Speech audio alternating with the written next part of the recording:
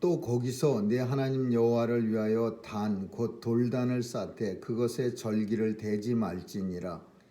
너는 다듬지 않음으로 내 하나님 여호와의 단을 쌓고 그 위에 내 하나님 여호와께 번제를 드릴 것이며 또 화목제를 드리고 거기서 먹으며 내 하나님 여호와 앞에서 즐거워하라. 너는 이 율법의 모든 말씀을 그 돌들 위에 명백히 기록할지니라. 모세가 레위 제사장들로 더불어 온 이스라엘에게 고하여 가로되 이스라엘아 잠잠히 들으라. 오늘날 내가 네 하나님 여호와의 백성이 되었으니 그런즉 내 하나님 여호와의 말씀을 복종하여 내가 오늘날 내게 명하는 그 명령과 규례를 행할지니라. 아멘. 여기까지 보겠습니다.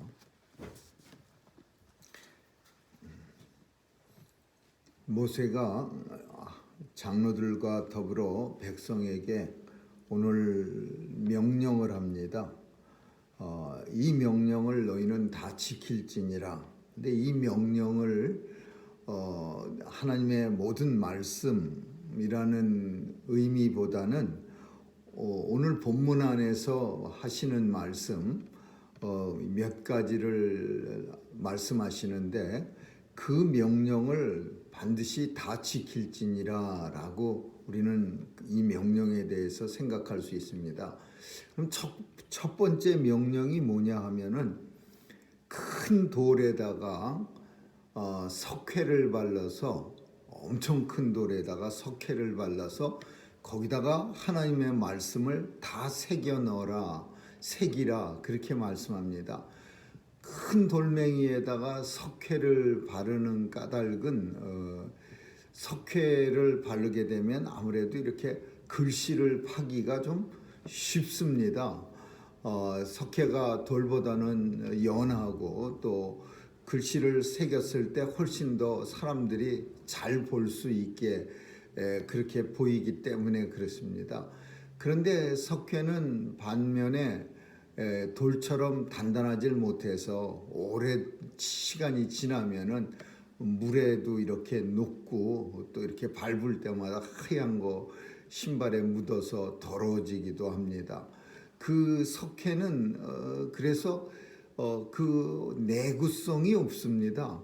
아마도 이 오늘 본문 말씀을 통해서 우리가 비춰본데 책이 안 나왔던 시절에 하나님 말씀을 기록할 때 이 석회에다 기록해서 그 당시 사람들에게만 확실하게 볼 수 있도록 그렇게 아마 말씀하시는 것 같습니다. 그래서 이스라엘 백성들이 가나안 땅에 넘어가자마자 그 사람들의 눈에 이 하나님 말씀을 세운 큰 돌에 석회를 이렇게 뒤집어 씌워서 그 석회에다 글씨를 크게 세운 게 눈에 이렇게 들어와야 이스라엘 백성들이 하나님 말씀에 대해서 생각하고 하나님 말씀을 자꾸 보게 된다라는 거예요. 왜냐하면은 이 본문을 읽으면서 우리가 생각하는데 당시에는 이렇게 오늘날 책처럼 이렇게 하나님의 말씀이 잘 정리가 되어 있어서 우리가 보고 싶을 때 필 수 있는 그런 게 아니라 당시는 모세가 하나님 말씀을 전하면은 그러면은 뭐 양 가죽이나 뭐 무슨 파피루스 같은 큰 풀 같은 종이에다가 그런 풀에다가 이렇게 그 재를 태운 검은 걸로 이렇게 글씨를 쓰는데 이게 금방 없어질 뿐더러 그리고 이 수많은 사람들이 다 양피지에 쓴 그 말씀들을 누군가가 기록하였다 하더라도 볼 수 있는 사람이 몇이나 되겠습니까? 그러니까 마음에는 들어서 기억이 되지만 우리 인생은 눈으로 보는 것만큼은 못합니다. 아무리 마음에 잘 기억해 놨다 하더라도 눈에 자꾸 띄면은 그러면 우리는 그걸 기억하게 돼 있습니다. 그래서 기념비를 사람들은 많이 이곳저곳에다 세워서 기념비 없어도 그 사건 충분히 우리 기억하고 있고 기억하는데도 불구하고 기념비를 갖다가 열심히 세워놓는 이유는 이런 기념비를 볼 때마다 다시 한번 회상하면서 교훈적인 기념비는 우리가 공산당을 갖다가 쳐부셔라, 공산당을 갖다가 미워해라. 그래서 기념비를 전승비 같은 거를 여기저기 세워놓는 겁니다. 그거 없다고 해서 공산당 나쁘다는 거 모르겠습니까? 그 전승비 없다고 해서 승리했다는 거 모르겠습니까? 그런데 세워놓음으로 인해서 볼 때마다 공산당을 때려 부셔야 되나, 그리고 그걸 볼 때마다 이곳에서 우리의 선진들이 적을 향해 힘있게 싸워서 이겼다, 이런 거를 생각하게 만들려고 기념비 같이 하나님 말씀을 큰 돌에다가 석회를 발라서 잘 새겨라, 많은 사람들이 보면서 하나님 말씀이지, 지켜야지, 이렇게 생각하기 위해서 쓰는 거예요. 근데 이 돌을 둔 장소도 중요합니다. 이걸 어디다 두냐? 에발산에다 두라고 합니다. 이 큰 돌을 에발산에다 두는데, 이유는 그리심산도 있고 에발산이 있는데, 그리심산은 우리가 전에 살피듯이 축복의 산이었고, 에발산은 저주의 산입니다. 해필 왜 저주의 산에 하나님의 말씀, 하나님의 율법을 잘 새겨서 두느냐? 율법이 613가지나 됩니다. 그 많은 걸 다 아마 기록했을 것 같은데 그 율법을 새겨서 에발산에 두라는 겁니다. 그러면 그 에발산은 저주의 산이고, 하나님의 말씀을 통해서 저주가 얼마나 무서운 거를 깨닫게 하시고, 또 하나님의 말씀을 통해서 하나님 앞에 제사 지냄으로써 하나님 앞에 저주를 우리가 속함을 받을 수 있다라는 것을 알게 하기 위해서 축복의 산에 세우는 게 아니라 저주의 산에 세우는 거예요. 그러니까 축복은 하나님의 말씀 지키면은 축복이 되고, 하나님의 백성으로 사는 것만으로도 우리는 축복을 받은 겁니다. 그러나 저주는 하나님의 말씀을 지키지 않으면 우리가 저주받는다는 것과, 또 하나님의 백성은 하나님 앞에 제사를 통해서, 번제와 화목제를 통해서 그 저주가 속함을 받는다는 것을 알게 하기 위해서 이 말씀을 축복의 산이 아니라 저주의 산 에발산에 그걸 세워 놓아라, 이렇게 명령합니다. 그리고 또 한 가지는 본문에서 특징이 그 말씀 앞에 단을 세우라 그랬어요. 단을 세우라. 이 단이라고 하는 건 제사 지내는 제사단입니다. 거기에 제물을 드리고 이제 백성들이 제사 지내는데, 이 제단을 세우는 돌멩이를 다듬지 않은 돌멩이, 큰 돌, 편편한 돌, 다듬지 않은 돌멩이에 강조를 하고 있습니다. 그러니까 왜 다듬지 않은 돌멩이여야 하느냐? 하나님의 제단이 막 번쩍번쩍하게 막 다듬고 화려하게 막 이렇게 만들어서 막 색깔도 막 칠해놓고 그러면은요, 제사를 하나님 앞에 제사 지내는 게 오히려 방해가 될 수가 있어요. 그 천연적인 하나님이 만드신 자연석을 쫙 이렇게 깔아놓으면은 맨날 보는 돌멩이니까 하나님 그 제단 위에 놓여진 제물에, 하나님 앞에 제물이 드려지는 그 예배에만 집중할 수 있는데, 번쩍번쩍하게 잘 깎아갖고 막 희한한 틀을 만들어 놓으면은, 그런 조각 같은 걸 만들어 놓으면 예배 드리면서 제사 지내면서 그거에 마음이 뺏길 수가 있는 거예요. 그래서 오늘 하나님은 모세를 통해서 다듬지 않은 돌로, 큰 돌로 하나님의 내 제단을 만들어서 거기서 제사를 지내라. 그래서 우리 기독교 역사 속에서는 비슷한 이유로 이 다듬지 않은 돌과 같은 뜻으로 교회에서 악기 사용이 금지된 때도 있었습니다. 이 막 거창하게 막 이렇게 짜잔하고 나오는 악기 소리들이 예배 드릴 때 하나님에 대한 생각을 방해하는 거예요. 멋있는 풍금 소리가 나오고 멋있는 무슨 악기 소리, 바이올린 소리가 탁 나오면 사람들은 그 음악에 빠져서 진짜 하나님의 앞에 지금 내가 예배 드리고 있다는 생각을 깜빡깜빡 하는 거예요. 그래서 칼빈 선생은 교회 내에서 악기를 사용하지 못하게 하고 우리의 목소리로 이렇게 그 화성을 나누어서 그렇게 아름다운 소리를 만들어냈습니다. 그 마찬가지야. 다듬지 않은 돌. 하나님의 예배를 방해하는 어떤 인위적인 것도 금지시켰다.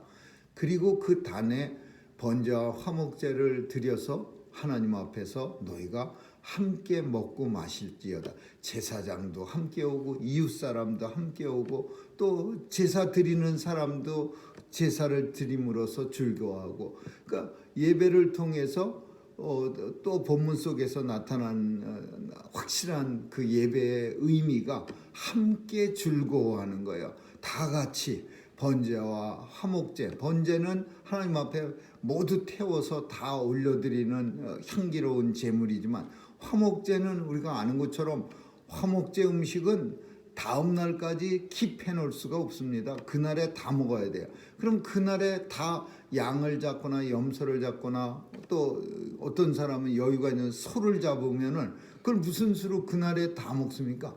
그러니까 어쩔 수 없이 사람들 많이 부를 수밖에 없는 거예요. 옆집 사람, 앞집 사람, 뒷집 사람, 그리고 제사장한테 정해진 부위를 갖다가 주고, 그리고 나머지 부분은 가까운 사람들과 제단 뜰에서 다 나누는 거예요. 마찬가지로 오늘 본문 속에서도 그 제단에서 번제와 화목제를 드리고 너희는 함께 사람들이 모여서 그 음식을 먹으면서 나누면서 즐거워할지어다. 하나님의 백성들은 하나님의 말씀이 물론 돌멩이에 새겨지고 또 책에 새겨지고 그보다 더 중요한 거는 우리 마음판에 새겨지는 게 제일 중요한 거 우리가 압니다. 그러나 이 마음판에 새겨진 것도 때때로 우리는 잊고 살 때가 많이 있어요.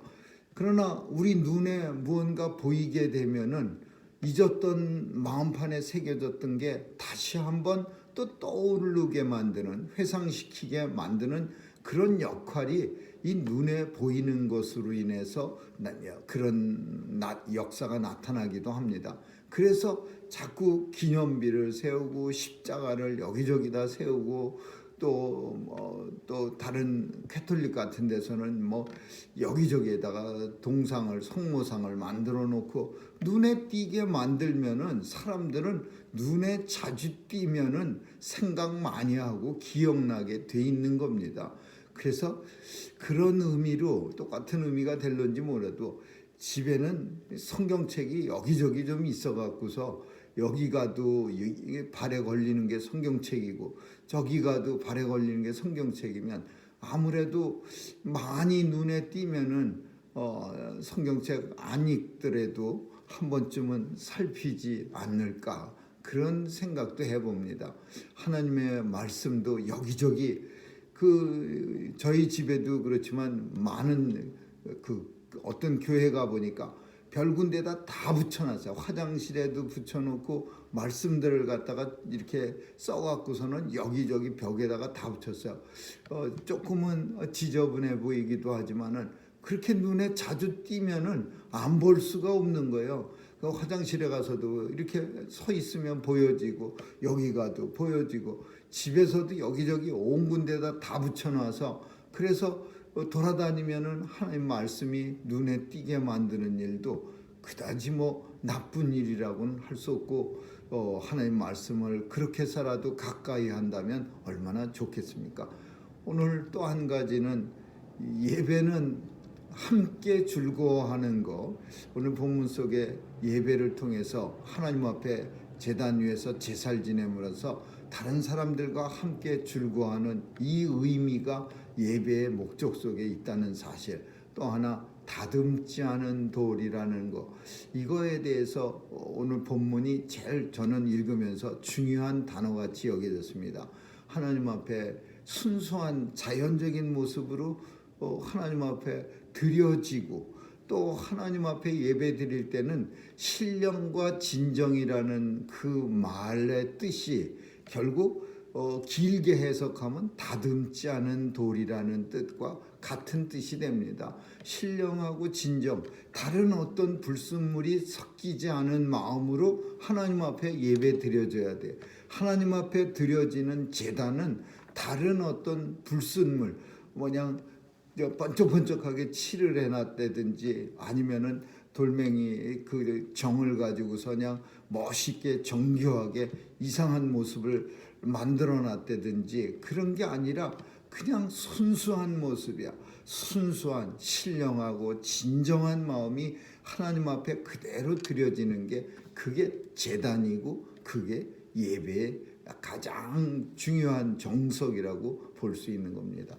오늘도 신령하고 진정한 마음으로 하나님 앞에 정말 다듬지 않은 돌과 같은 모습으로 새벽 제단을 쌓는 모든 이 땅의 주의 백성들에게 하나님께서 오늘 본문 속에 있는 것처럼, 마지막 말씀처럼 모든 명령을 들으면 하나님의 백성이 되게 하고, 하나님이 내 백성을, 그런 사람들을 삼아 주시겠다, 이렇게 말씀합니다. 이스라엘아 들으라, 잠잠히 들어라, 떠들지 말고 조용히 들어라. 네가 네 하나님 여호와의 백성이 되었으니, 하나님 백성이 됐어요. 그러니 하나님 말씀을 복종하고 내가 명하는 이 모든 명령과 규례를 행할지니라. 오늘도 우리는 하나님의 백성입니다. 하나님 말씀대로 살아서 하나님 앞에 영광 돌려드리는 복된 날 되시기를 주님의 이름으로 축원합니다. 기도하겠습니다. 좋으신 하나님 감사합니다.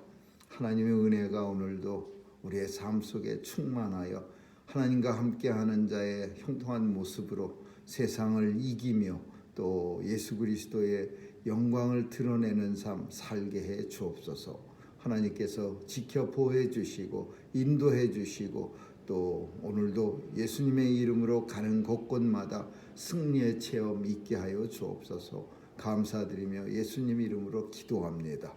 아멘. 주기도문으로 마치겠습니다. 하늘에 계신 우리 아버지여, 이름이 거룩히 여김을 받으시오며 나라에 임하옵시며 뜻이 하늘에서 이룬 것 같이 땅에서도 이루어지이다. 오늘날 우리에게 일용할 양식을 주옵시고, 우리가 우리에게 죄 지은 자를 사하여 준 것 같이 우리의 죄를 사하여 주옵시고, 우리를 시험에 들게 하지 마옵시며 다만 악에서 구하옵소서. 대개 나라와 권세와 영광이 아버지께 영원히 있사옵나이다. 아멘.